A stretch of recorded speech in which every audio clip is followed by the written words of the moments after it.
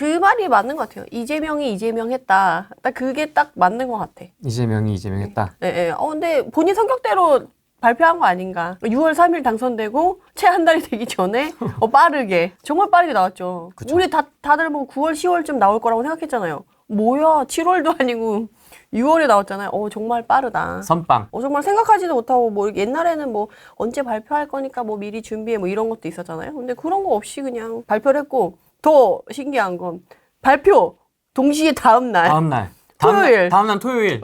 대출 안 나오는 토요일인데도 그냥 해. 토요일. 이렇게 한 것도, 그러니까 본인의 그 성격대로 딱 발표를 한 것 같다라는 느낌이 들고, 그리고 딱 6억. 잘랐잖아요. 사실 이전에 문재인 정부 때 15억 잘랐을 때도 9.13 대책 그래가지고 그때 가장 그 문재인 정부에서 나왔던 정책 중에 가장 길고 오래 크게 영향을 미쳤던 게 그 대책 규제였거든요. 네. 근데 이번에 그 대출 규제 먼저, 그것도 15억이랑 비교해서는 거의 뭐 3분의 1은 좀 아니지만 뭐 반 이상 뚝 잘라가지고 6억까지만 하겠다라고 한 게 강하고 빠르고 본인의 성격대로 다음날 바로 시행. 이전에 토지거래허가구역은 한 4일 정도 차이가 있었잖아요. 그 사이에 완전 광란의 도가니처럼 현장이 막 네, 막 이렇게 바뀌었었는데 이제 그런 거 없이 바로 광란은 하루만 인정해주겠다. 발표한 날. 그래도 양심상 오전에 발표했더라고요. 11시 넘어서. 그래서 반나절만 까불어라. 그치. 오후에 발표했어 봐. 그것도 안 돼. 그렇죠. 수습할 사람은 좀 수습해라는 의미로 그래도 반나절 준 게 아닌가. 뭐 그 정도로 본인의 그걸 다 담아서 한 게 아닌가 싶어요. 근데 전 또 더 무서운 건 이거는 시작이다라고 본인 또 얘기를 했기 때문에 맛배기다. 너무 무섭지 사실. 나는 사실 후보 시절에도 본인이 이제 생각은 진보지만 뭐 상황에 따라 뭐 중도 보수로도 갈 수 있고 뭐 상황에 따라 바뀔 수 있다. 난 사실 이 말이 되게 무섭거든요. 상황에 따라 언제든지 카멜레온처럼 변할 수 있다라는 거기 때문에 약간 빌드업 해 나가면서 이제 쌓아 나가지 않을까. 지금 명분도 너무 좋잖아요. 변동률이 지금 안 좋았다가 다시 막 올라갔잖아요. 더 신기한 건 대선을 준비하는 시즌에 그때 막 어대명 막 이런 거 있었잖아요. 네. 그런 이슈가 있었음에도 불구하고 민주당이 집권하면 집값 오른다라는 사람들의 생각이 생각보다 강했어요. 이미 이전부터 올랐고 당선되고 더 많이 올랐고. 반응을 하고 있었네요. 이미 시장에서는. 네. 이미 올라가고 있었어. 2, 3월에 토지거래허가구역 해제 재지정되면서 여기 반짝했던 요거보다 이게 더 파란색 매매 가격 변동률이 파란 색깔 막대거든요. 파란 색깔 막대가 더 심해. 그러니까 이게 전국이에요. 전국. 서울만 그런 게 아니고. 그러니까 이미 명분을 만들어줄 만큼 너무 빌드업이 잘 되고 있다는 거지. 시장이 이렇게 뜨거워서 내가 하는 거야. 상황에 따라서. 난 원래 안 하려고 했는데 난 정말 안 하고 싶었지만 어쩔 수 없이 하는 거야 라는 이게 되는 거지. 그리고 지금 이전에 보면은 이렇게 많이 빠졌었거든요. 이게 우리 급락했을 때. 네, 힘들 때. 네, 한참 힘들 때 이런 건데 사실 이제 막 회복하려고 하는 이런 걸로 이제 서울은 돌아서고 이제 상승 좋은 데는 이제 상승장으로 돌아섰잖아요. 일부 지역들은. 근데 막 이제 변동률이 이제 시작해서 이제 여기 올라오는 건데 이걸로 얼마나 빌드업을 해서 이제 갈지는 지켜봐야 되지 않을까? 근데 서울은 이렇게 뜨거웠어요. 이게 KB 부동산이 너무 좋은 게 이 색깔이 빨갈수록 타오르는 거잖아요. 그렇죠. 27일에 발표하기 전에 16일까지의 자료를 보면 이 당시에 이미 3월부터 해서 지금 뭐 강남이라던가 서초, 송파, 마포 이런 데는 이미 뜨거웠고 지방이랑 너무 차이 나잖아요. 이게 지방이랑 서울이랑 너무 차이 나잖아요. 여기는 지금 불구스름한 게 많은데 여긴 타오른 거야. 1 넘어가면 진짜 뜨거운 거거든요. 1이 넘어가면 0.99 뜨겁잖아요. 네. 지방은 지금 마이너스가 많고 정말 중간중간에 약간 온기도는 요 정도거든요. 이러니까 지방이랑 서울이랑 너무 차이나. 서울만 이렇게 양극화되고 하면 상대적 박탈감 생겨 충분히 이제 명분이 가능해지는 거죠. 그래서 저는 충분히 발표할 만한 그런 상황이다라고 이제 본인이 얘기할 만큼은 됐다라고 생각이 들긴 하더라고요. 우선은 대출을 6억 딱 잘랐다는 게 되게 중요하다라고 생각이 들어요. 네. 근데 사실 돈 6억은 조금 납득이 돼. 제 입장에서는. 왜냐면 일반 우리 월급쟁이 일반 서민들 있잖아요. 누군가에 물려받은 게 있다거나 받은 게 많다거나 이런 거 말고 본인이 실제로 그냥 사회 초년생으로 나가서 직장에서 돈 벌어가지고 집을 산다라고 하면 6억 규제라고 했을 때 사실 이걸로 타격받는 사람은 딱 그 명칭이 나왔더라고. 흑수저 고소득 연봉자.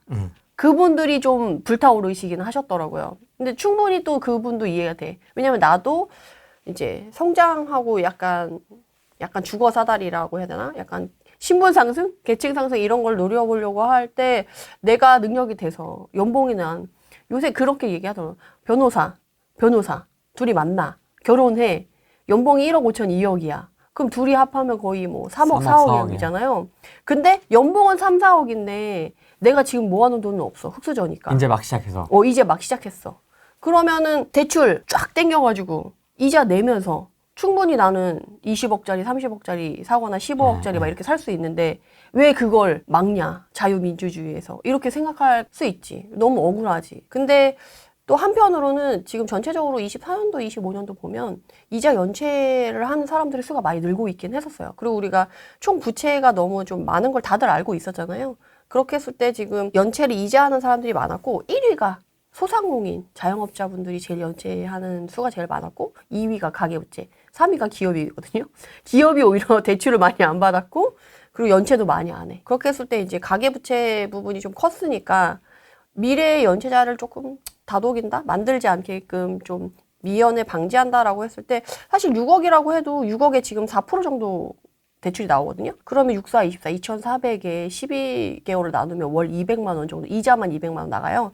근데 이자만큼 원리금을 균등 상환해야 되잖아요. 그러면 한 달에 내야 되는 6억을 빌린다고 하더라도 한 달에 내야 되는 월급에서 나가야 될 돈이 뭐 3, 400 이상 은행에 줘야 되는데 3, 400 이상 은행에 내고 생활이 가능한 사람이 과연 얼마나 될까요? 쉽지 않지 않아요, 그것도? 네.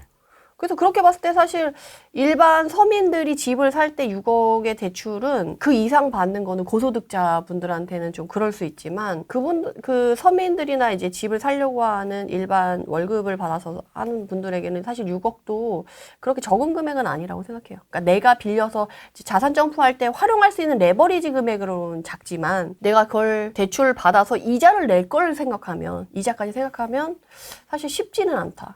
400씩 막 매달 낸다고 생각하면 그리고 1년에 내는 이자만 해도 2,400이잖아요. 2,400이 웬만한 사람 연봉 아니에요? 물론 요새는 다르긴 하지만. 요새는 좀 다르긴 하지만 그래도 2,400만 원이 그렇게 작은 금액은 아니라고 생각하거든요. 제가 원래 서민 마인드라서 그런지 모르겠지만 좀 약간 그런 생각이 들었어요. 6억은 그런 부분에서 좀 이자 부분이 좀 걱정되지 않았나? 라는 생각이 들었고 그런 포인트에서 딱 6억으로 자른 것 같다. 네, 그리고 두 번째는 사실 이게 크지. 총량을 이제 50%로 줄였다는 거. 우리가 원래 연말에도 이거 안 줄였을 때도 재원이 부족해가지고 연말 한 11월, 12월 되면 대출 받기가 어려워요. 근데 지금 50%로 잘랐잖아요. 올 여름 지나면 돈이 있을까? 은행에? 저는 그런 생각이 들더라고요. 그래서 이제 연말에 대출 받기 더 힘들었고 이거는 대출 금리는 내린다고 하잖아요. 근데 이제 대출 해주는 대상자도 많이 규제를 하고 총량도 많이 규제했기 때문에 이제 금리는 낮았지만 대출 받기는 어려운 건 너무도 명확하고 이제 대출도 레버리지를 할 수 있는 것도 이제 거기서도 층이 갈리게 되는 게 아닌가. 약간 좀 그런 생각이 들었어요. 무엇보다 좀 강력했던 건 이전에 문재인 정부는 그래도 약간 뜨뜻미지근하게 좀 애매하게 선을 이렇게 약간 실선으로 긋는다고 해야 되나? 그런 게 있었어요. 실수요자를 명명함에 있어서. 근데 이번에는 그런 거 없이 정말 단호박같이 딱 잘랐잖아요. 실제 집을 사서 바로 입주하는 사람만 실수요자로 인정할 거야. 그렇지 않고 나중에 미리 사놨다가 돈을 모아서 입주하는 사람들은 실수요자로 인정하지 않을 거야. 라고 못을 박았잖아요. 그리고 또 집이 2주택, 그러니까 1주택 아니고 2주택 이상 되면 그 사람은 무조건 실수요자 플러스 투자자인 거야. 투자자라고 얘기하지 않고 뭐 투기꾼이라고 얘기할 수도 있겠지만 뭐 그렇게 명명한 거. 사실은 실수요자 분들 중에 돈이 별로 없어서 자산을 이제 만들려고 하는 사람은 실제 거주하려고 하면 비용이 더 들어요. 그래서 우선 이렇게 전세를 끼고 사놨다가 돈을 그쵸. 모아서 들어가려고 하는 사람들이 수요가 꽤 많았는데 그렇죠. 그 부분은 이제 너는 실수요자로 인정하지 않을 거야. 댕강. 미리 사놓는 것도 안 된다는 거. 돈 없으면 사지 마. 나는 이게 좀 이번 정책에 좀 놀랐어요. 돈 없으면 사지 마. 이게 너무 메시지가 명확하지 않아요? 사다리 끊기. 사다리 끊는 것도 사다리 끊는 건데 돈 없으면 사지 마. 이게 너무 명확해. 6억 이상 더 대출 받을 돈 없으면 하지 마. 약간 그거. 그리고 총량도 50%. 그냥 정말 힘든 사람만 이렇게 하고 정책 자금도 25% 줄였잖아요. 그러니까 결국에는 이걸 통해서 이제 부채가 늘어나는 거를 방지하고 싶은 마음이 더 표면적으로는 더 크지 않았나. 근데 그걸로 인해 이제 주택까지 영향을 미치는 거고 저는 그게 제일 되게 인상 깊었던 거예요. 돈 있는 사람만 사. 그리고 돈이 있어서 실거주 할 수 있는 사람만 집 사야지. 미리 사놓는 거 그건 실수요자 아니야. 돈 없으면 사지 말고 그냥 전세 사라. 그리고 요번에 이거 나오면서 같이 나온 그 단어가 있어요. 요새 뉴스에 되게 많이 봤을 거예요. 고가 전세. 네. 그거 되게 많이 봤죠. 이제는 전세도 너의 능력껏 사야지 대출 받아가지고 더 비싼 집에 살려고 하지 마. 능력에 맞게 집을 사.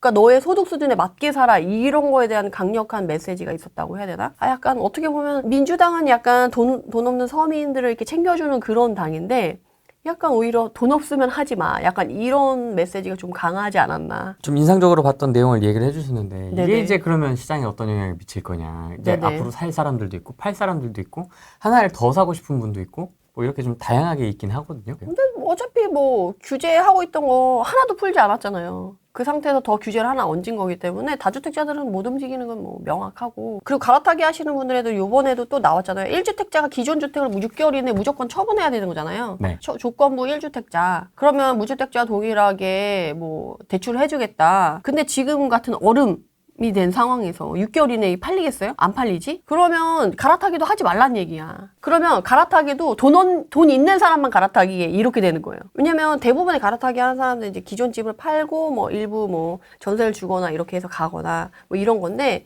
지금은 기존 주택을 또 팔 수도 있는 상황이 아니고 그 안 팔리면 대출도 못 받는 상황이니까 갈아타기도 돈이 준비된 사람, 돈 있는 사람만 해. 약간 요렇게 된 게 아닌가 싶어요. 그래서 갈아타기도 더 어려워졌고, 무주택자분들은 지금 서울 수도권에 있으신 분들은 느끼셨는지 모르겠어요. 지금 이거 발표되고 한 번이라도 부동산에 문의 전화는 엄청 많다고 하더라고요. 이거 발표되고 나서 혹시 가격이 떨어지지 않았냐 라고 해가지고 문의는 많다고 하는데 확실하게 확인해 보신 분들은 느끼시겠지만 이게 그냥 멈춘 거지 이걸로 해서 가격이 확 빠질 거다 라고 생각하기는 좀 어려워요. 그리고 지금 뉴스에서 막 많이 나오는 게 난 너무 웃긴 게 대책을 발표했잖아요. 그 다음날부터 계약 파기가 속출한다, 금매가 속출한다. 뉴스가 바로 나와. 그렇게 벌써 빨리 조사를 했단 말이야? 그러니까 나 그게 너무 신기했어요. 그러니까 반응이 그래도 뭔가 이렇게 딱 때리면 아야 할 시간이 있어야 되잖아요. 한 1, 2주는 그래도 주든지 뭐 한 달을 주든지. 아니야 1, 2주도 아니고 하루 이틀이라도 줘야지.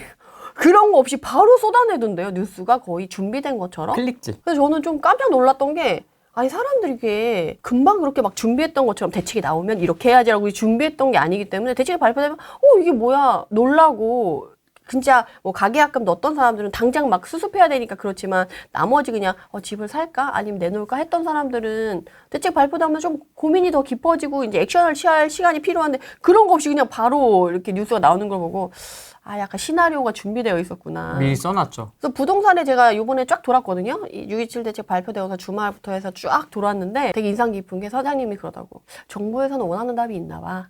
이렇게 얘기를 하시더라고요. 원하는 답? 원하는 답이 있나 봐. 대책을 발표되고 그 결과에서 이미 원하는 그 결과값이 있다는 거지.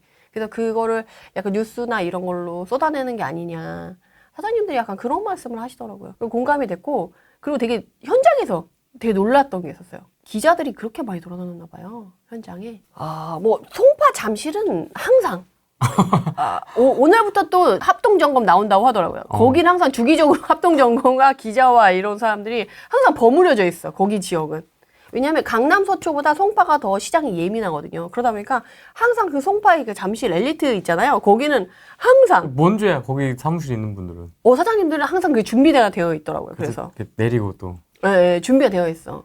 그래서 다음 주에 또 나온다고 하더라고요. 이미 또 알고 계시더라고. 그래서 항상 그런 게 버무려져 있다. 그리고 요번에 뉴스에서 호가가 아까 금매가 나왔다. 가격이 막 꺾였다. 뭐 2억 낮춰서 했는데도 거래가 안 된다. 아니 하루 만에 그게 사실 집 내놓고 하루 만에 연락 안 오거든요. 근데 그것 때문에 막 몇 달씩 연락이 안 와서 문제가 생긴 것처럼 막 그 분위기가 이제 그렇게 돼 있잖아요. 그래서 그걸 보면서 진짜 약간 원하는 답이 있긴 있겠구나라는 생각이 좀 들게 했거든요. 그래서 제가 그거를 확인하려고 현장에 갔어요. 실제로 그러한가. 근데 실제로 갔을 때요. 진짜 호가가 막 이렇게 눈 위에 붙어 있었던 호가들 있잖아요. 그게 내려오긴 했어. 근데 신기한 건 절대 실거래가 밑으로는 아무도 안 나왔다는 거예요. 그리고 실거래가 자체도 지금 다 등재가 되지 않은 상태예요. 실거래가. 근데도 불구하고 그거보다 더 밑에 나온 금매가 있냐라고 하면 제가 많은 지역을 지금 이렇게 다녔거든요. 네. 단 한 대도 없어. 실거래가 밑으로 금매가 나온 건 없어요. 제가 생각했을 때 실제 금매다운 금매는 1도 없었다. 다들.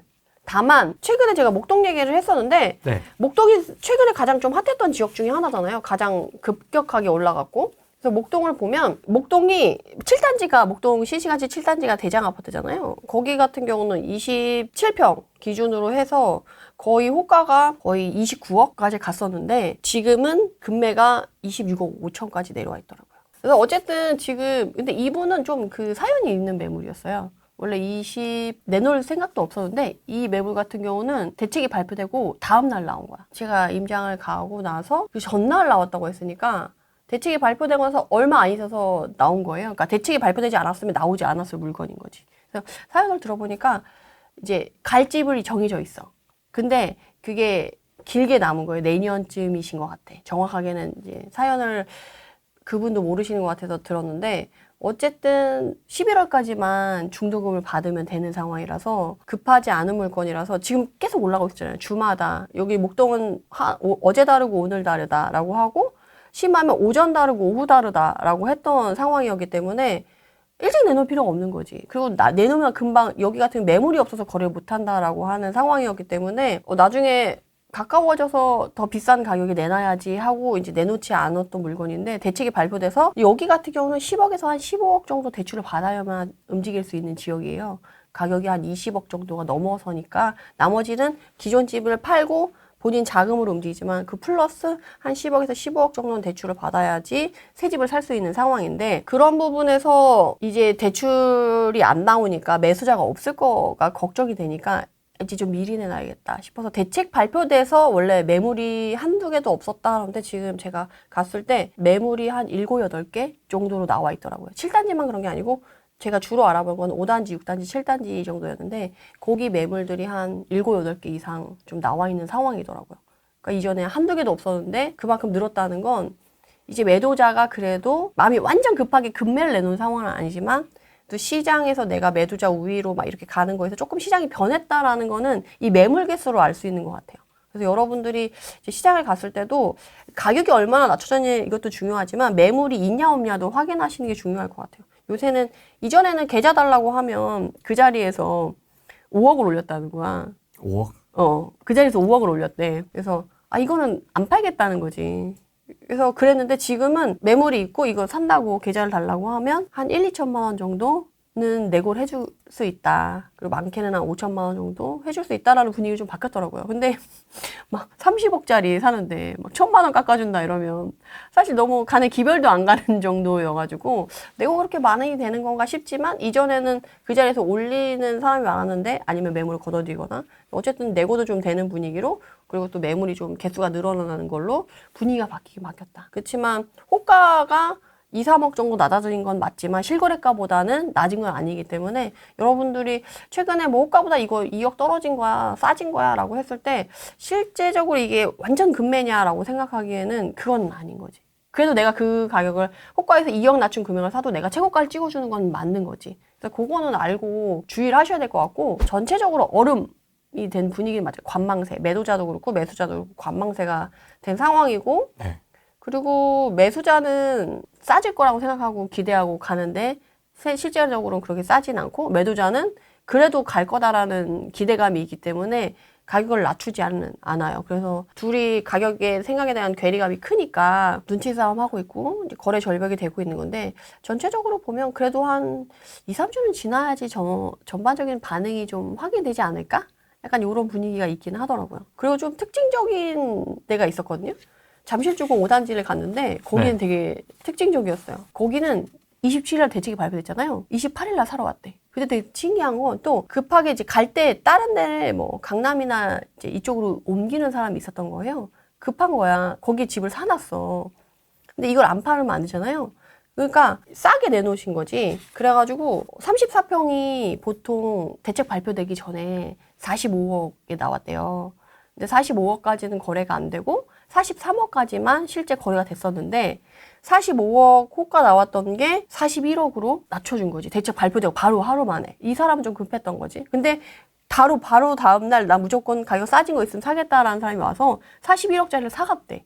하루 만에. 그런 물건이 있더라고요. 그래서 오히려 이렇게 대책 발표됐을 때 금매 나오는 게 있으면 차라리 그걸 잡는 게 더 좋을 수도 있겠다라는 게 이번 돌아다녔을 때 좀 놀랐던 잠실주공 5단지 같은 경우는 워낙 핫하잖아요. 물건도 별로 없고 거기는 매물이 진짜 1도 없었던 단지였는데 네. 최근에 가보니까 여기도 매물이 한 두세 개 정도로 늘어 있었고 그리고 근데 41억에 샀다고 했잖아요 다음 날. 근데 지금 가보면 42억, 43억이에요. 그러니까 41억에 사신 분이 오히려 조금 이득을 본 상황인 거지. 이런 식으로 되게 시장이 급변하고 있고 단지마다 되게 특이한 건 잠실주공 5단지 사람분 사실 이제 거기 사시거나 관리하시는 분들은 본인들 단지랑 또 엘리트랑은 좀 다르다고 생각해요. 엘리트는 옆 동네. 여기는 옆 동네? 약간 그런 다르긴 하지만 약간 그런 느낌이 진짜. 그래서 요새 계약 파기도 있고 좀 금매도 나온다고 그러던데 여기는 없어요. 그랬더니 몰라 옆 동네는 있을지 모르겠는데 여기는 없어. 약간 이런 느낌? 그래서 약간 그런 것들이 있어가지고 그리고 잠실주공 5단지 같은 경우는 그 자부심이 막 터지죠. 폭발하죠 막. 여긴 부동산이 아니지. 여긴 현금이야. 주식이지.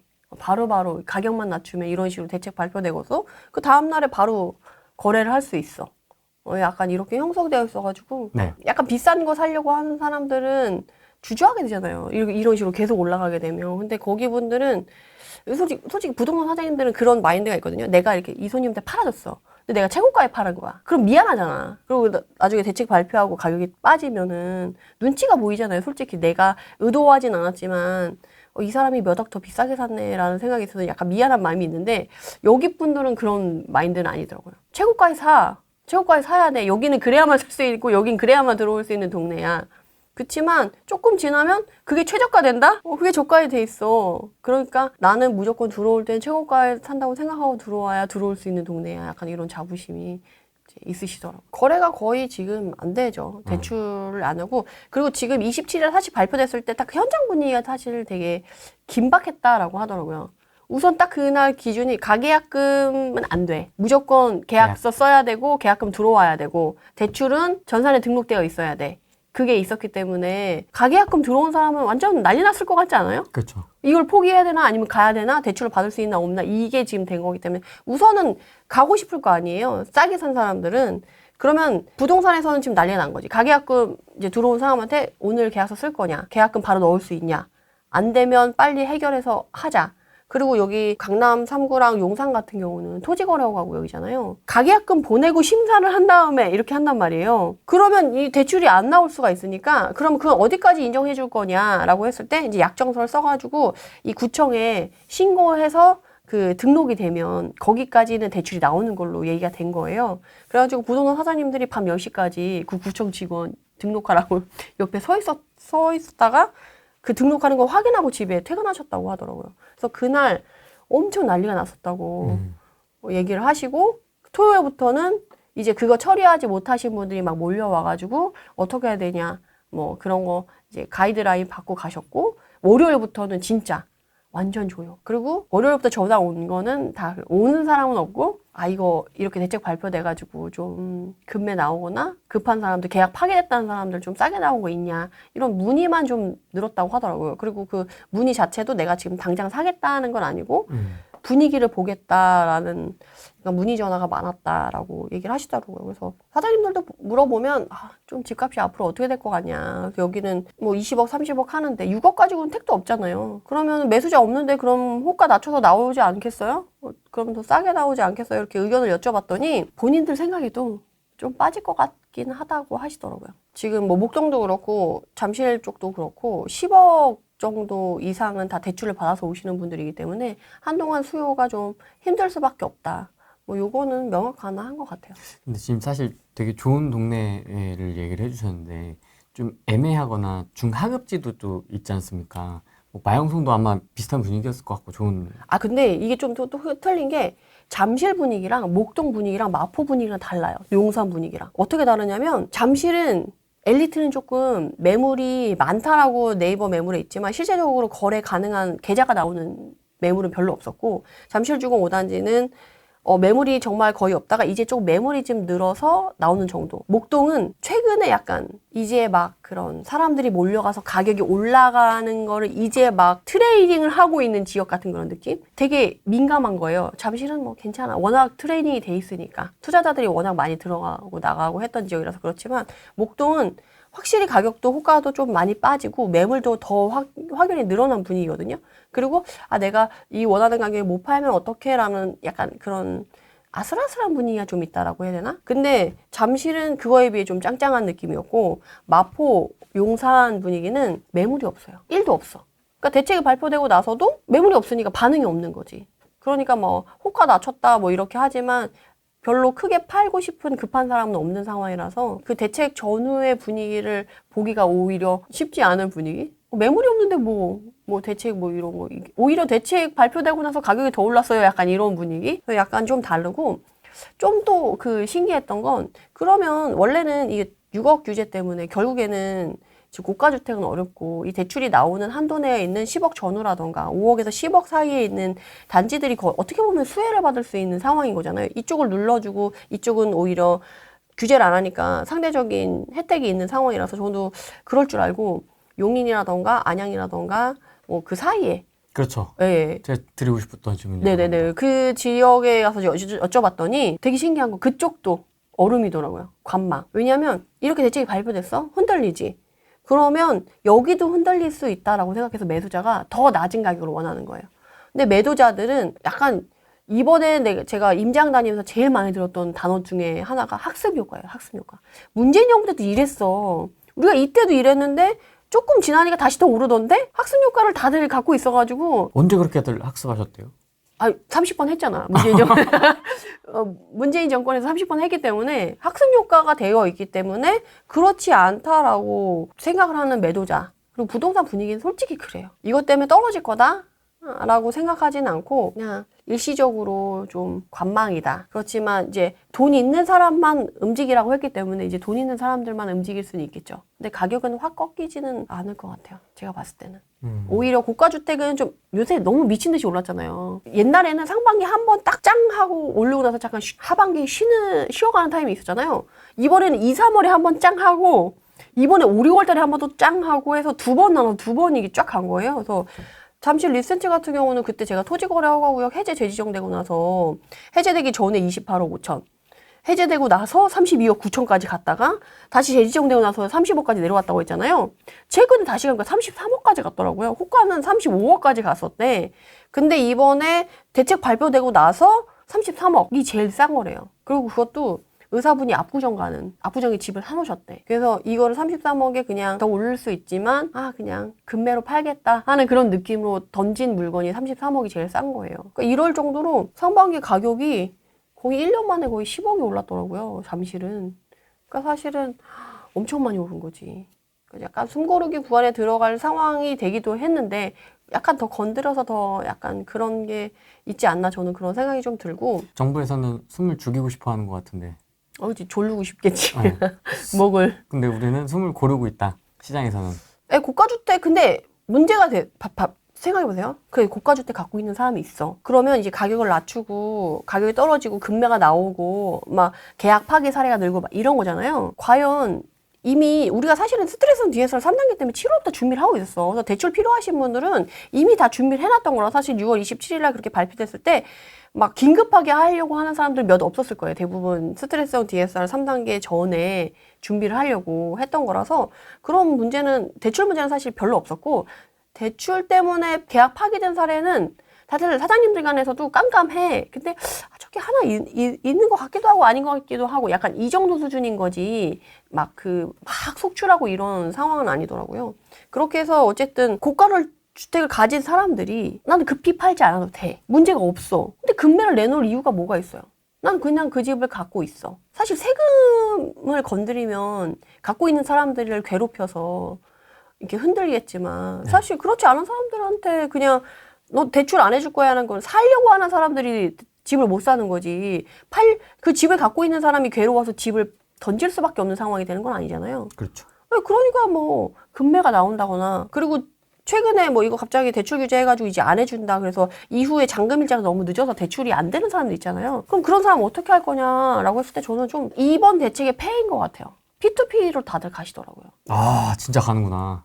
진짜 현장에서는 P2P 간다고 하는 게 너무 당연하게끔 연결이 되더라고요. 그래서 아까 얘기한 고소득자들 있잖아요. 의사, 변호사 이러신 분들 연봉이 되고 최근에 또 사업이 잘 되셨대. 그래서 소득이 너무 많이 늘어가지고 추가로 대출 안 나오는 부분은 그냥 P2P 간다고 얘기를 하시더라고요.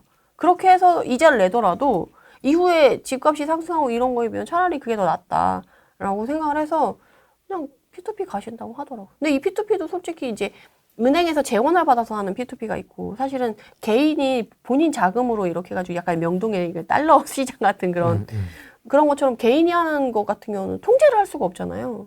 그럼 오히려 약간 안전한 금융권에서 조금 불안한 금융권으로 사람들이 갈 수밖에 없는 상황으로 좀 몰아간 것 같기도 해서 그거는 조금 이번 정책에서 가장 안 좋은 면이 아닌가. 사실 이번 6억도 사실 서민들은 6억 이자가 쉽지 않겠지만 사실 네. 고소득자한테는 왜 내 기회를 뺏어가 이게 되는 거지. 열심히 사는 사람들한테는 살짝 솔직히 되게 열받는 거거든. 왜 내가 알아서 책임지겠다는데 왜 너가 막아? 어디 가재, 붕어, 개구리가 연못을 탈출하려고.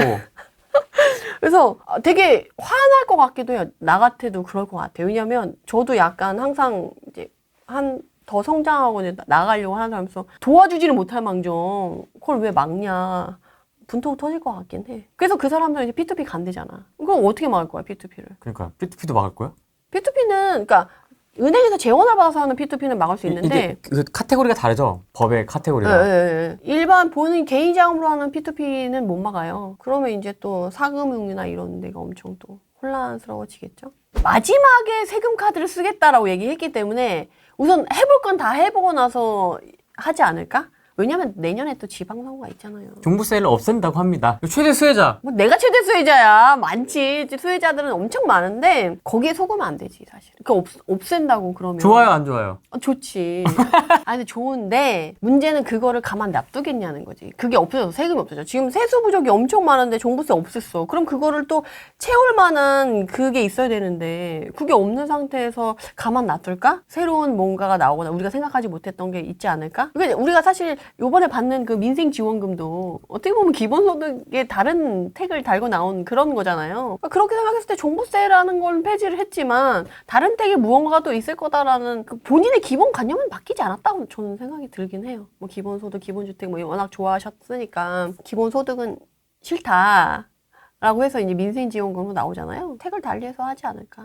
그래서 어쨌든 뭐 대출을 막고 뭐 근데 공급은 기존 주택에서 조금 이렇게 순환이 되게끔 대출을 막아서 좀 이렇게 하고 고가 전세도 이렇게 뭐 막아서 뭐 이렇게 한다라고 했을 때 네. 사실 공급은 해결책이 없어요. 아무리 생각해도 부동산 신의화도 이건 해결 못하지 않을까? 저는 그렇게 생각하고 있어요. 이미 늦어버렸습니다. 너무 늦었지. 지금 땅 파도 안 되지. 뭐 그렇다고 비아파트로 할 수 있냐는 거야. 할 수 있냐 하면 그것도 아니고. 그럼 결국에는 이제 또 신도시는 안 짓는다고 했잖아요. 결국 신도시 지금 4기 신도시 뭐 어째 얘기하다가 어쨌든 그건 아니라고 했었던 거고 또 신도시를 추가로 할 거냐 그러면 신도시도 아닐 거다라고 이제 얘기를 한 거라. 왜냐면 3기 신도시도 이제 본청약 시작됐는데 4기 신도시 얘기 나오면 어차피 뭐 10년, 20년 후에 시작이거든요. 지금 정권에서 어차피 의미가 없어. 그게 맞지. 사실 그거는 맞는데 어쨌든 3년 내에 서울 부동산의 지금 공급 부족은 이제 부동산 신의화도 막을 수 없기 때문에 이거는 솔직히 정부의 책임이지. 이게 하든 못했든 정부의 책임인데 결국은 근데 우리가 뭐 정부를 탓하고만 있다고 우리가 이제 전세를 구하거나 내 집 마련하려고 했을 때 해결이 되는 게 아니기 때문에 저는 그래서 그 다음을 우리가 그걸 뭐 잘했니 나빴니 이걸 한 게 아니라 우리 다음을 그럼 준비해야 되지 않을까? 그럼 이제 어디가 떠오르겠어요? 어디가 떠오를 것 같아요? 어디가 또? 당연히 서울생활권에 있는 수도권들이 떠오르죠. 광명, 과천, 성남 이런 데들, 구리 이런 지역들이 떠오르지 않겠어요? 근데 그 중에서도 가성비가 나오고 그나마 최근에 가격이 덜 상승했던 그런 지역들이 사람들이 좋아하지 않겠어요? 제가 올 초에 엄청 여러 번 말씀드렸던 지역 있잖아요. 진짜 광명 많이 얘기해 주셨죠. 상반기에도 그렇고. 네. 광명이 서울생활권이잖아요. 작년에도 그렇고. 네. 네. 광명이 서울생활권이고 지금 공급 물량이 많아서 하방 압력이 있어서 가격이 좀 덜 오르는 부분이 있어요. 이렇게 내년부터 이제 확연히 딱 되면 그리고 광명에서도 이제 공급 물량이 어느 정도 정리가 되면 광명은 갈 거거든요. 그리고 가격도 지금 6억 규제했을 때 아슬아슬하게 딱 그 걸려요. 20평대는 9억, 10억이거든. 맞습니다. 딱 맞잖아. 그리고 제가 여기서도 되게 여러 번 말씀드린 게 23년, 24년, 25년의 부동산 시장의 흐름을 보면 23년도에는 진짜 비싼 거, 고가주택 핵심 지역, 강남 3구 막 이렇게 막 갔는데 24년에는 그게 좀 더 퍼져서 막 20억, 30억대 갔다면 그게 좀 내려와서 20억대에서 15억대로 내려왔는데 25년도에는 확연하게 10억에서 15억대 단지들에 대한 문의라든가 거래량이 확연히 늘었어요. 그리고 많이 거래한 단지의 그 리스트들을 보면 예전에는 우리가 누가 들어도 아는 단지들 이름만 있다가 지금은 조금 더 외곽으로 좀 가격도 한 5억에서 10억 정도로 내려온 그 가격대에 있는 지역과 단지들의 거래량이 늘었거든요. 그래서 이미 그런 상황이에요. 부동산 시장이 너무 비싼 애들은 다 올랐어. 그러면 그 다음 가격대? 그러면 그 다음 가격대로 내려와 있는데 지금 대출 규제도 6억으로 잘라줬으니까 10억 전후, 5억에서 10억 사이에 있는 단지와 지역들의 거래 활성화가 일어날 수밖에 없는 상황에 조금 한 번 더 요소를 더 던져준 상황이 된 거죠. 그러니까 이제는 고가주택 어차피 못 가. 어쨌든 근데 사실 최근에 움직였던 그 고가주택들은 거의 자산시장처럼 움직인 거지 이게 부동산으로 움직인 모양은 아니었거든요. 그러면 이제 부동산 시장의 흐름에 맞춰서 가격이 갈 애들은 지금 10억 전후리랑 5억에서 10억 사이에 있는 지역과 단지들인데 요소가 지금 다 겹쳤잖아요. 시기가 딱 됐고 대출도 그렇게 딱 막았고 그리고 원래 실수요자들도 가성비를 찾아서 움직였던 지역들이 그런 지역들이야. 당연히 이거 대출 규제 잠깐 얼음이 되어 있는데 사람들이 이제 발 빠르신 분들은 그런 지역 가가지고 이렇게 분위기가 안 좋을 때 내고를 해가지고 이전엔 내고도 안 했었잖아요. 근데 지금 내고 해가지고 사는 게 오히려 유리할 수도 있어요. 5억, 10억대요? 네, 5억에서 10억 사이거나 10억 전후에 있는 단지들. 그리고 지금 대출 규제를 받아도 충분히 6억 대출을 받아서 갈 수 있는 지역들과 단지들이 있잖아요. 광명, 딱 떠오르네. 네. 딱 맞네. 그러니까 지금 광명은 수혜를 받았어. 모든 것들의 그런 교집합이 다 있는 거라서 괜찮아질 수밖에 없는 지역인 거고 하남도 그거에 맞춰서 오를걸요? 가격대도 딱 맞아 또 거기도. 그러니까 딱 이 시간대에 들어오는 서울생활권 그리고 그 가격대 대출받을 수 있는 그 구간 내에 들어오는 아파트들이 수혜를 받을 거라서 오히려 지금 내 집 마련하시려고 하시는 분들한테 오히려 저는 이제 수도권도 오를 거다. 서울만이 아니라 준비해야 된다. 올해내 좀 내 집 마련하시는 게 낫지 않겠냐. 퍼져나가네요, 이제 서서히. 네, 그러니까 거래량이 막 튀어나오고 막 에너지가 큰 건 아니지만 그 에너지가 그 똑같은 에너지가 이제 옆으로 이동해서 그게 퍼져나가는 거지. 그래서 거기서 내가 이제 기회를 잡냐 못 잡냐, 내 집 마련 하냐 못 하냐. 제가 또 최근에 많이 들었던 건 이러다가 내 집 마련 평생 못 할 것 같아요. 라고 막 되게 조급해 하시는 분들이 꽤 많으셨거든요. 올해 하반기에는 움직이셔야 되지 않을까? 내년 가면 더 뜨거워서 못 움직이지 않을까? 저는 그렇게 보고 있어요. 2023, 24, 25에 1도 반응이 없었던 지역과 단지 빼고 그런 지역은 그래도 50% 이상 올라야 기본은 했다라고 생각하거든요. 근데 23년도부터 최근까지 상승이 1도 없었다. 그거는 이제 절대인구 감소나 초양극화 이슈로 조금 가치가 없는 지역으로 판단하시는 게 맞지 않을까. 왜냐면 지금 그 가치를 판단하기 어려워서 사람들이 다들 그냥 핵심 지역에만 돈을 집어넣는 거잖아요. 그렇게 했을 때 내가 거주하면서 보유하고 계신 집들이 다들 있으실 텐데 그래도 그 정도의 마지막 그 저지 라인의 마지노선에 가이드를 드리자고 한다면 23, 24, 25년 이 3년 동안에 최소한 전고점 대비 50% 이상은 상승했어야지. 그래도 내가 5억 주고 들어갔으면 그래도 5억을 주고 나올 수 있는 상황이 되지 않을까? 물가 상승률 감안해서라도 그렇지 않고서는 내 걸 사주는 사람이 없어서 빈집이 되거나 아니면 더 낮은 가격에 금액만 회수해서 나와야 될 수도 있는 거죠. 그래서 그거에 대한 준비가 좀 필요하지 않을까? 무주택자분들에게 좀 얘기를 해주시죠. 지금 상황에 대해서. 아마 이 상황을 처음 보시는 분들도 있을 수 있습니다. 진짜. 문재인 정부 때 참여를 안 했던 분들도 있을 수 있잖아요.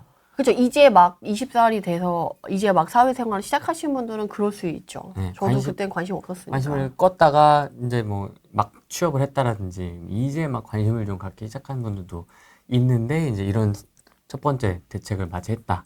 네네. 하면 좀 어떤 얘기를 해주고 싶으세요? 좀 적극적으로 움직이셔야 된다. 지금 막 조급해하라는 건 아니지만 넉넉고 지금 가만히 그냥 이렇게 되겠지라고 본인이 생각하는 대로 흘러가진 않을 거다. 준비해서 올해 안에 좀 해야 그나마 좀 기회가 있지 이후에 지나가면 더 잡기 힘들 거다라는 생각이 들어서 요새는 내 집 마련을 뭐 1년은 준비해야 되겠더라고요. 옛날에는 사실은 이사할 때 2, 3개월 전에 그냥 집 알아보고 이제 이사하는 게 맞았잖아요. 근데 요새는 진짜 약간 진짜 현명하게 집을 옮기려고 한다고 하면 1년 전부터 준비를 해서 제반상에서 알고 가격 조사도 해서 내가 정말 싸고 좋은 매물을 찾아서 내가 이렇게 득하려고 한다면 1년 전부터는 준비해야 되는 것 같더라고요. 지금도 준비하셔도 올해 안에 준비하려고 하면 좀 빠듯할 수 있으니까 공부할 거 딱 공부해가지고 조사해서 딱 그 시세 딱 맞았을 때 그 삼박자가 맞았던 그 광명 같은 그런 느낌으로 매물이 딱 움직인다 그러면 그걸 딱 잡으시면 좋을 것 같아요. 광명 사요?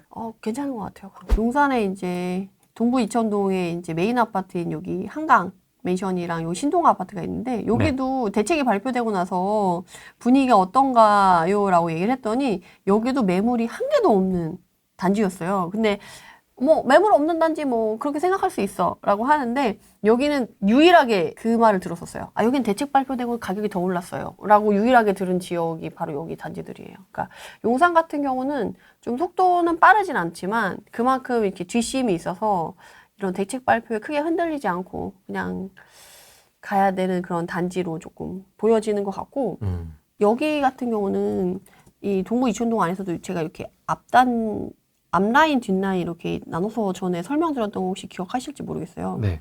용산은 여기 동부 이촌동에서 요 앞쪽에 있는 단지들이랑 요 뒤쪽에 있는 단지들이랑 사람들의 수요가 다르고 그 여기 계신 분들 여기 뒤에 있는 단지를 이제 이촌동이라고 인정을 하지 않으려고 하는 분위기가 있다고 말씀드렸었잖아요.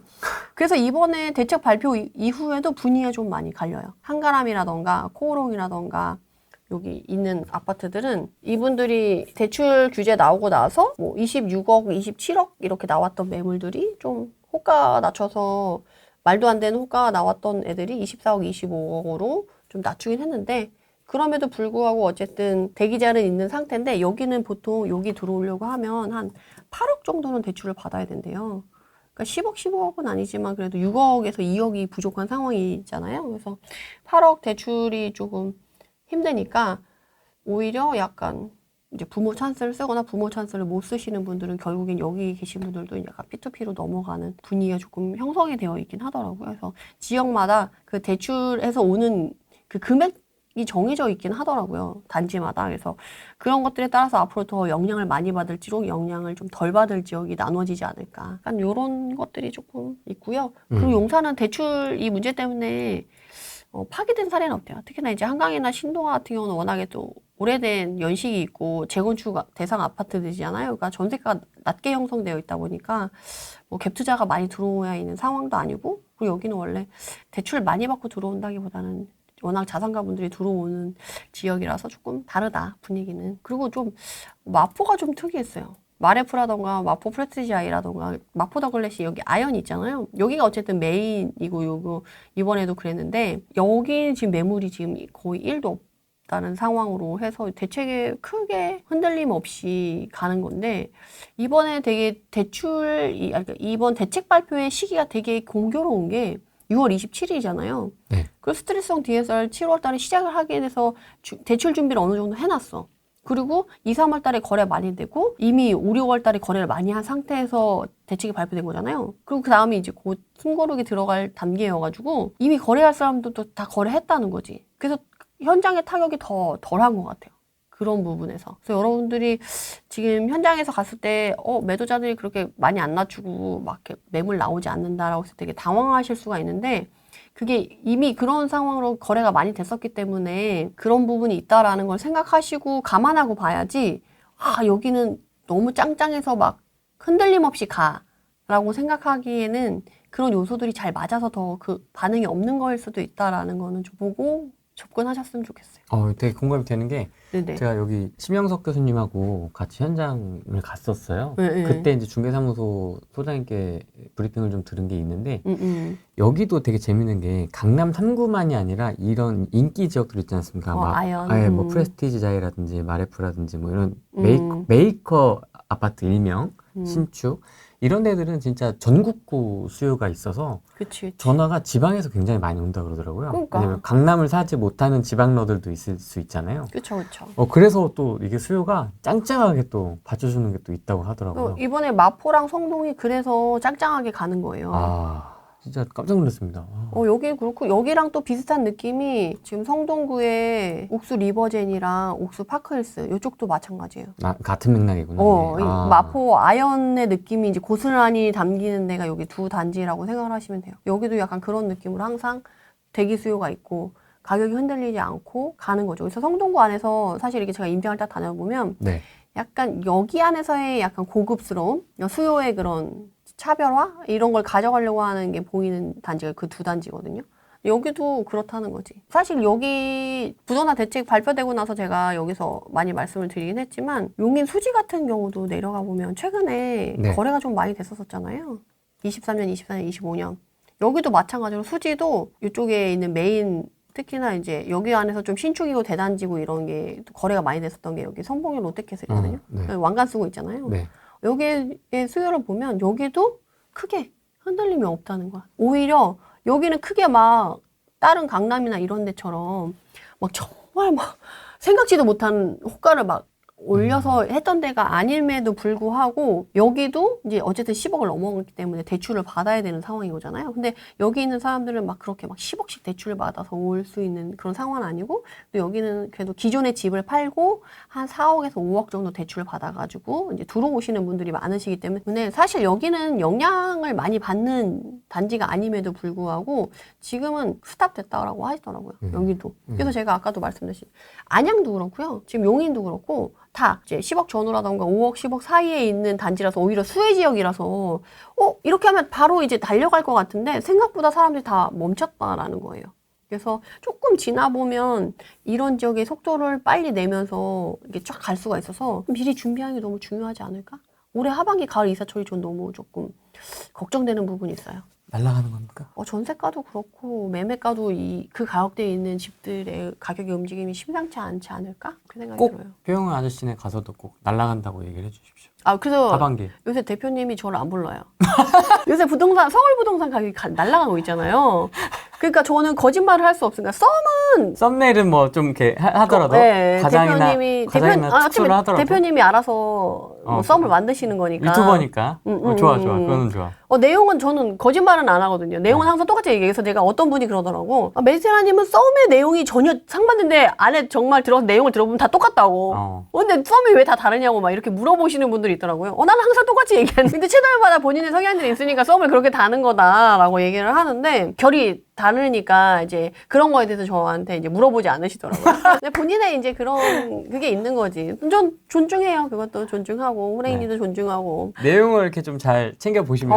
저는 항상 똑같이 얘기해. 어디 가서도 똑같이 얘기하는데 썸만 달라. 난 분명히 똑같이 얘기해서 어떻게 썸이 이렇게 다르게 나오지? 그래서 저도 볼 때마다 깜짝깜짝 놀랄 때가 있어. 일산을 보면 이제 서구랑 동구로 나눠져 있고. 역 가까운 데가 있고 이제 학군 좋은 데로 이렇게 나눠져 있는데 이제 그런 거랑 상관없이 이번에 1개 신도시 재건축 하면서 선도지구도 하잖아요. 네. 이번에 그걸 뭐 현금으로 납부안에 또 뭐 얘기 나온 거 보셨는지 모르겠는데 분당 평촌까지는 그래도 괜찮지 않을까? 근데 그 밑에는 사실 재건축 선도지구로 뭔가를 수혜를 보기는 쉽지 않을 수 있겠다라는 생각이 좀 들긴 해요. 그냥 1개 신도시를 본다. 근데 선도지구 아니고 그냥 내가 일반 일반 구도심. 일반 구도심인데 인프라 괜찮고 생활 편의성 괜찮고 서울 출퇴근하기 괜찮은 곳을 고를 거야 라고 했을 때는 1개 신도시 괜찮아요. 그리고 선도지구에 영향을 크게 안 받아서 가격이 많이 오르지 않은 단지는 괜찮은데 그 외에는 조금 어렵지 않을까? 그리고 여기가 교통편이 이제 개선이 돼서 GTX가 생겼잖아요. 킨텍스가. 네. 그럼 이게 같이 떠올라서 좀 좋지 않을까 했는데 생각보다 이 파급력이 일산에 그렇게 크지는 않았던 것 같아요. 그래서 덕양구로 중심이 바뀌었는데 그걸 다시 가져오기에는 요원하지 않나. 저는 약간 그렇게 보고 있어요. 여기 똑같이 이제 새로 되더라도 지금 여기 이렇게 가격들이 좀 이렇게 나오고 있잖아요. 비싸게. 근데 땅이 진짜 많긴 하네요. 멀어. 덕원지구 여기 있잖아요. 맞습니다.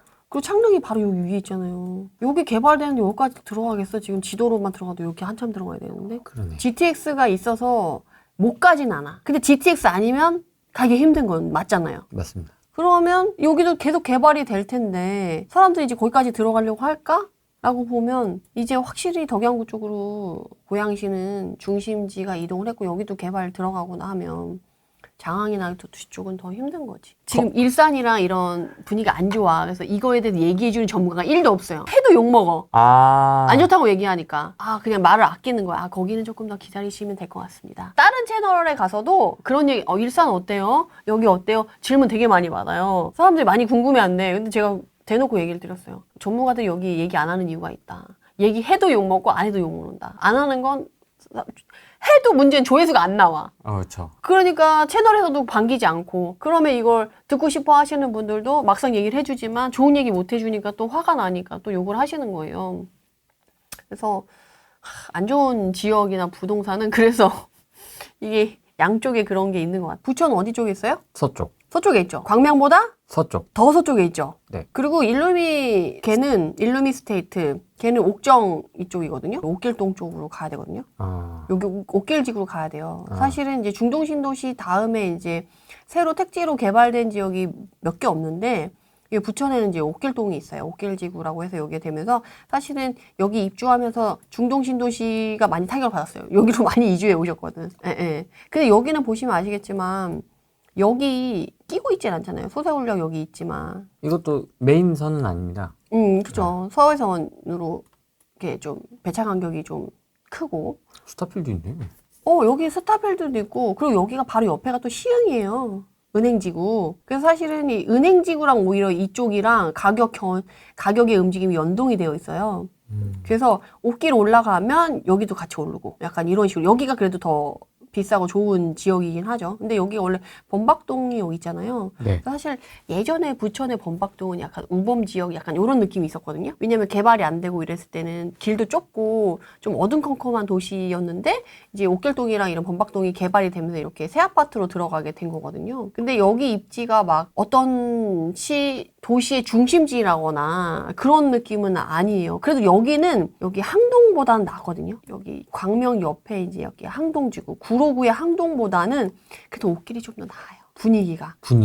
가격도. 지도로는 잘 모르겠는데. 왜냐면 여기는 조금 더 후미졌다라는 느낌이 있고 여기는 아무래도 더 크잖아요. 그래서 여기서 확장되는 느낌이 있어서 그나마 좀 분위기가 좋고 얘는 또 은행지구랑 연계가 돼서 그런 부분이 있는데 여기 항동 같은 경우는 약간 더 사람들이 접근성이 좀 떨어지고 인프라가 좀 부족하다라는 그런 생각이 있나 봐요. 여기는 스타필드도 있고 하니까 좀 나은데 그래서 제가 또 항동 이렇게 얘기하면 또 항동 계신 분들이 또 댓글이 또 엄청 난리가 날 것 같은데 그래서 제가 얼마 전에도 얘기한 게 항동지구에 계신 분들은 조금 본인의 집 가치에 대해서 다시 한번 점검해 보시는 게 필요하다라고 좀 말씀을 드리긴 했었거든요. 이렇게 좀 마무리하도록 하고 다음에 나올 거는 뻔하지 않을까요? 이미 뭐 뉴스에서도 많이 얘기한 조정지역, 뭐 토지거래 허가구역, 뭐 이런 식으로 지역에 대한 규제 이런 걸 많이 하고 그리고 또 왜냐면 지금 새로 만들 수는 없어. 그럼 기존 주택을 털어야 돼. 그럼 기존 주택에서 매물이 나오게끔 하려면 세금으로 괴롭혀야 기존에 흔들림 없이 나는 뭐 급한 거 없는데? 라고 하는 사람들을 흔들어가지고 매물을 쏟아내게 만들려고 하지 않을까요? 우리 대통령께서 세금으로 집값을 잡지 않겠다고 했거든요. 근데 또 그 말을 믿고 있기에는 상황이 바뀌었다라고 얘기하면 할 말이 없거든. 그렇잖아요. 제가 그래서 그 말이 무섭다고 한 게 상황이 바뀌었다는 말은 언제든지 또 할 수 있을 수 있는 말인 거잖아요. 그 부동산 시장이 난 이렇게 해서 잡히면은 안 하려고 했는데 또 오르잖아 라고 하면 할 말이 없잖아요. 상황이 바뀌면 풀어주나? 그건 안 되겠지. 네, 그러니까 기존은 안 바뀐다고 했잖아요. 그 기존은 가져간다고 했잖아요. 사람이 바뀔 순 없지.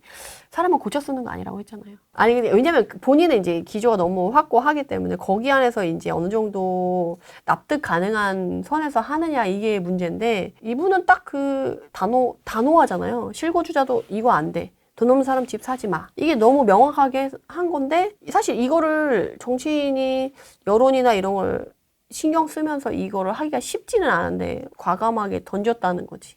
근데 그럼에도 불구하고 사실 반응이 지금은 썩 나쁘지 않은 분위기로 좀 나오는 것 같긴 하더라고요. 그래서 이거보다 조금 더 세게 하면 어떻게 될까 이제 간을 좀 보기 시작하겠죠.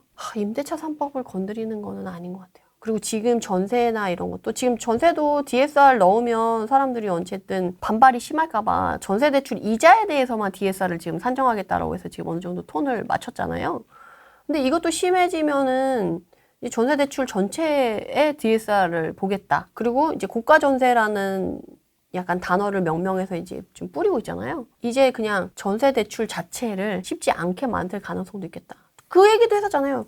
매매 그 6억 짜는 것처럼 전세 대출도 정액제로 여기까지, 여기 이상은 안 돼. 전세에서도 나올 수 있지 않을까? 저는 좀 이분은 한계가 없을 거라고 생각하기 때문에 어떤 기생천외한 방법이 나올지 뭐 어떤 게 나올지는 사실 이분이 일은 또 되게 엄청 잘하시는 분이시잖아요. 행정이나 이런 거를 캐치해서 우리가 지금 얘기하는 것들을 다 이렇게 해가지고 일을 잘한다고요?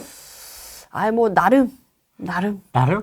지금 경기도 도민이라고 지금 아니 전기도 도민이라서 더 뼈저리게 느낀 게 있어. 제가 그래서 지난번에 얘기했잖아요. 그 기본주택 한다고 했지만 모델하우스만 있었고 실제적으로 주택은 지어지지 않았고, 그러니까 행정일을 잘하니까 그거를 알고 본인이 판단하고 이런 거를 잘한다는 거지. 그걸 통해서 액션이 이렇게 간 거를 얘기한 건 아니지. 그러니까 톤을 잘 맞춰주시기 바랍니다. 적어도 다음 주나 다다음 주는 돼야지 그래도 어느 정도 사람들이 가늠하지 않을까라고 생각을 하시는 거예요. 근데 제가 봤을 때는 이제 대출이 어쨌든 막혀서 대출이 필요한데 이제 옮기는 사람들의 수요는 이미 물 건너간 거니까 어차피 제가 말씀드린 시장의 흐름 자체가 지금 가격대가 내려오고 있었으니까 그 내려온 가격대 안에서 이제 거기서 좀 또 과열 양상이 일어나지 않을까? 가격이 상승하지 않을까? 그럼 그 다음에 또 어떤 걸 할 거냐에 대한 거는 대비를 해야지. 막히기 전에 빨리 들어간다던가 더 올라가기 전에 한다던가. 사실은 아까 잠실주공 5단지에서 다음날 와서 계약했다는 그분 좀 약간 현명하다고 봐요. 어차피 여기는 뭐 가격을 완전 싸게 살 수 없는데 조정받아서 실거래가보단 싸게 사는 거잖아요. 어차피 또 들어갈 사람이었다면. 들어갈 사람이요. 그리고 여기 잠실주공 5단지는 너무 좋은 게 올해 말에 조합장 그 총회를 한대요. 그래서 12월쯤에 사업시행인가 신청을 낼 생각인 것 같더라고요. 그러면 12월이나 내년 1월쯤에 낼 것 같고, 그리고 사업시행 인가를 내면 60일 안에 그 결과를 통보하게끔 되어 있대요. 그러니까 결과는 상반기에 나온다는 거지. 그러면 그 다음에 바로 지방선거가 있잖아요. 6월에. 그러니까 잠시주공 5단지를 또 누를 거냐? 못 누르지. 못 누르잖아요. 그러니까 이제 그대로 가지 않을까? 라고 생각을 하는 거지. 그리고 잠시주공 5단지 같은 원래 매물이 잘 안 나온 데인데 사업시행 인가까지 가면 이제는 거래를 못 해요. 10년 보유, 5년 거주 이상 하신 분들 아니고서는 이제 매물이 나올 수가 없거든요. 그러니까 오히려 이렇게 대책 발표됐을 때 제가 생각하는 건 이렇게 딱딱 대책이 발표됐을 때 틈새가 생기고 그 틈새를 잘 이용하는 사람들이 기회를 잡는 것 같아요. 그래서 내가 이 대책 발표되기 전에 관심으로 딱 보고 있는 그 유적 단지가 있었냐, 매물을 딱 보고 있었냐, 그걸 내가 딱 캐치했냐, 그 차이가 될 것 같고, 특히나 이제 5억에서 10억 전후에 있는 단지들은 이후에 움직이게 되면 뒤늦게 타게 되면 오히려 되게 속상하실 수 있어서 지금부터 본격적으로 빨리 알아보셔야 되지 않을까? 다주택자분들은 긴장 더 하셔야 될 것 같고요. 이제 시작이라고 하니까. 이재명은 합리적이라는데요. 실용주의자라고 하던데요. 그게 이제 관점에 따라 다를 수 있잖아요. 네. 입장에 따라서. 누구는 실용주의라고 할 수도 있고, 네. 누구는 너무하다라고 할 수도 있는 거라서. 근데 저는 한숨. 저는 이제 사실 문재인 정부 때도 네. 대책이 하나씩 발표될 때마다 돌덩이 하나씩을 이렇게 가슴에 얻는다는 느낌이 있었거든요. 그래서 약간 이제는 해탈의 경지까지 와야 되는 수준이 아닌가라는. 뭐 도 닦았죠 완전. 그래서 어차피 내가 못 바꾸는 거잖아. 준비를 하는 게 최선인 것 같다라는 생각을 요새 더 많이 하고 있고, 그리고 뭐 한계가 없다라고 생각이 들어서 그분은 겸허히 받아들여서 준비를 더 열심히 해야겠다. 다주택자분들은 현금 많이 만들어 놓으셔야 될 것 같고, 그래서 제가 지난번에도 말씀드렸잖아요. 갖고 있는 것 중에 완전 세금 먹는 하마는 빨리 터시고 손해 보더라도 빨리 터시고, 나머지 있는 쭉정이 물건들은 그래도 월세가 좀 잘 나온다고 한다면 현금 흐름 쪽으로 바꿔가지고 그렇게 좀 만들어 놓으셔야지 그나마 이 힘든 시기를 버티실 수 있지 않을까 싶고, 무주택자분들은 긴장하셔야 될 것 같아요. 뭐 민주당이 집권하면 집값이 오른다라는 공식에 맞춰서 라기보다는 지금 시장이 양극화되어 있어서 가치가 있다고 생각하는 집은 상승할 거고 아닌 집은 하락할 거예요. 그렇게 보면 뭐 민주당이 집권한다고 다 모든 집이 오르는 건 아니니까 그 공식이 맞는 건 아니죠. 근데 우리가 보고 갖고 싶은 집들은 다 좋은 집들이잖아요. 그 수도권에 그 Y자 끼어 있는 쪽 그 라인은 지금 다들 꿈틀꿈틀해서 최근에 또 상승 23년, 24년, 25년을 보면 대부분 다 50% 이상 상승해서 한 7, 80% 이상 전고점을 회복한 지역과 단지들이 많거든요. 그래서 그런 지역들이 지금 또 이런 분위기가 몰아서 가면 이제 전고점을 회복하는 건 얼마 남지 않았다라고 저는 생각이 들어요. 그래서 막연히 또 기다리다가 시기를 놓치지 마시고 지금 움직이시는 게 현명하지 않을까 싶습니다. 그리고 갈아타기 하실 분들은 돈 더 열심히 모으세요. 대출 쉽지 않을 것 같고 기존 주택 팔기 더 어려울 수도 있고 물론 뭐 본인이 완전 좋은 기존 주택을 팔고 더 좋은 데로 간다고 하면 모르겠지만 근데 지금 아까 제가 강남 3구랑 마용성 이렇게 다녔을 때 기본적인 매도자분들의 또 한 가지 마음은 내가 이거 빨리 팔 생각 없어 라는 그 기조의 밑바탕에는 내가 이거 팔고 뭐 강남이나 서초나 뭐 송파로 가고 싶은데 그쪽 매물이 없어. 그리고 또는 그쪽이 이미 가격을 호가를 낮췄다고 하지만 그래도 실거래가보다 훨씬 높고 내가 가려고 했던 가격보다는 더 높아져 있는 상황이라서 내가 그 매물을 잡을 수 없는 상황이야. 그럼 난 이거 팔고 어차피 갈 데 없는데 굳이 이거 급하게 팔 필요가 없다라는 기조가 또 형성되어 있거든요. 그래서 갈아타기가 쉽지가 않아서 지금 갈아타기 하시려고 하시는 분들은 미리 못 움직였다 그러면 그냥 약간 주저앉는 분위기가 형성이 돼요. 이번에 대책이 좀 현장에서 확인해 보니까 좀 그렇더라고요. 그래서 앞으로 갈아타기는 좀 더 힘들 것 같고 돈 있는 사람만 집 사고 돈 있는 사람만 이제 상급지로 갈아타라라는 게 너무 메시지가 명확하기 때문에 좀 씁쓸해요. 좀 더 여유가 있어. 내가 조금 더 노력해서 조금 더 리스크를 감수해서 뭔가를 해볼까라고 하는 사람들을 이렇게 주저앉히는 정책이긴 하기 때문에 거기 안에서 또 방법 찾아야죠. 솔직히. 우리 뭐 이런 자산이나 이런 걸 생각하시는 분들 우리 문재인 정부 때도 30개의 정책이 나왔지만 그 틈 사이로 정말 많은 해법들을 찾아가면서 여태까지 연명을 해왔던 부분이 있으니까 네. 앞으로도 또 그렇게 해야 되지 않을까 싶습니다. 알겠습니다. 오늘은 여기까지 하겠습니다. 고맙습니다. 감사합니다.